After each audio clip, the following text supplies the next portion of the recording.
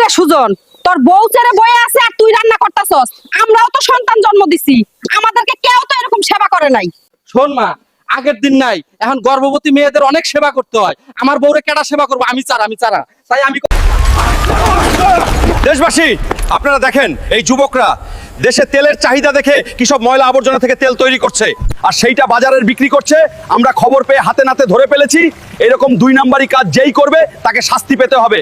আপনার ভিডিওটা শেয়ার করে সবাইকে সজাগ করে দিবেন, এরকম কাজ করার সাহস যেন কেউ না পায়। দেশবাসী, আমরা গোপন তথ্যের ভিত্তিতে জানতে পারছি এই মাছের দোকানদার সামনে পহেলা বৈশাখকে কেন্দ্র করে ইলিশ মাছ চড়া দামে বিক্রি করছে। তাই আমরা তাকে আটক ও জরিমানা করেছি। ভিডিওটা শেয়ার করে দিন, কেউ যেন এরকম সিন্ডিকেট করার সাহস না পায়।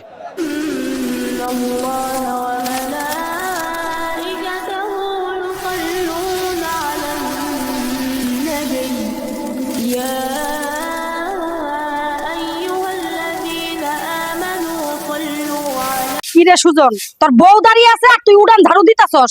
বাচ্চা কি তোর বউয়েরই হইব? আমরাও তো বাচ্চা জন্ম দিছি, আমাদেরকে কেউ তো কাজ করে দেই নাই। শোন মা, তোমাদের সময় আর এখনকার সময় অনেক ব্যবধান। আগের যুগ নিয়ে পরে তাকা যাবে না। সুস্থতার জন্য একটু সাহায্য করতে হয় বারে।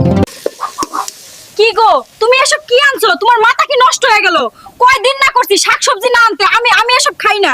মানুষ কায়া মাতাল হয় আর তুমি দেখি না কায়া মাতাল। ধর তোমার জিনিস তুমি নিয়ে যাও, কি করবা কর, আমার কাছে এসব আনবা না। এক কথা বারবার বলতে পারবো না। আসসালামু আলাইকুম দর্শক, আমি আজকে চলে আসলাম আমাদের কিশোরগঞ্জের চাঁদপুর গ্রামের। দেখেন, মাটির রাস্তায় একটু মেঘ হলে রাস্তায় ফেক পানি হয়। এই রাস্তা দিয়ে অনেক লোকজন চলাফেরা করে। আপনারা দেখেন, একটা গাড়ি আসলে এই পানির মধ্যে পড়ে যায়, মানুষের অনেক লস হয়ে যায়। নতুন সরকারের কাছে আমার আদেশ থাকবো, সবাই ভিডিও শেয়ার করে পৌঁছে দেন। ধন্যবাদ। আমি একজন বাংলাদেশি ইরানি প্রবাসী। ইরানে যুদ্ধ লাগার পর থেকে আমাদের কোম্পানি বন্ধ হয়ে যায়। আমি নিজেকে বাঁচানোর জন্য এই ঘরে আশ্রয় নিয়েছিলাম। এখন আর কি করব বুঝতে পারছি না। আপনারা ভিডিও শেয়ার করে ছড়িয়ে দিন, যাতে কেউ দেখে আমাকে এখান থেকে উদ্ধার করতে আসে। Please please.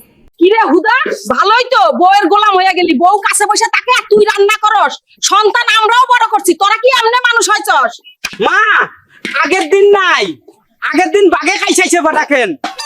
আসসালামু আলাইকুম, আমি আছি এখন নয়নপুর বাজারে। আজকে 24 মাস উপলক্ষে সরকারি দামে জিলাপি বিক্রি করতেছে। সবাই এখান থেকে জিলাপি নেবেন। 200 টাকা সরকারি দামে জিলাপি। আমি এখন দোকানদারকে জিজ্ঞেস করি তাকে কত দাম। ভাই, জিলাপি সরকারি দাম কত? 200 টাকা আর 180 টাকা। দর্শক বন্ধুরা, আমি আছি এখন চান্দাপুর গ্রামের একটা পরিবারে। আমি যেইখানে এখন আছি ওইখানে দেখেন একজন ছেলে একজন মেয়ে মারামারি করছে। আপনারা জানেন তারা খুব ভালো না, তারা মারামারি করতে ভালোবাসে। আমি তাদের জিজ্ঞাসা করছি, তারা বলছে আমরা এমনিই মারামারি করি। কিরে ফকিন্নির গোষ্ঠী, 500 টাকা খরচ করে শ্বশুর বাড়ি আইছি আলো বাজি দিয়ে ভাত খাইতে। তুই জানোস না আমি মাছ মাংস ছাড়া ভাত খাই না। ওরে আমার জমিদার, 500 টাকা খরচ করে শ্বশুর বাড়ি আইছো, এইটা যদি মানুষ শুনে তোমার পুটকি চাপ দিব। তোমার সামনে ভাত দিছি, এটা বেশি লজ্জা করে না? কি গো ময়নার মা, এইবার তোমার বাপের বাড়ি বেড়াইতে গিয়ে লস হইছে। যে টাকা খরচ হইছে সেই টাকা খাইতে পারি নাই, আর যাবো না শ্বশুর বাড়ি। এরকম কথা তুমি কিভাবে বলো? লজ্জা করে না? মানুষে শুনলে তোমার পুটকি ছেপ দিব। শ্বশুর বাড়ি গেলে ভালো কিছু নিয়ে যাইতে হয়, তুমি জানো না?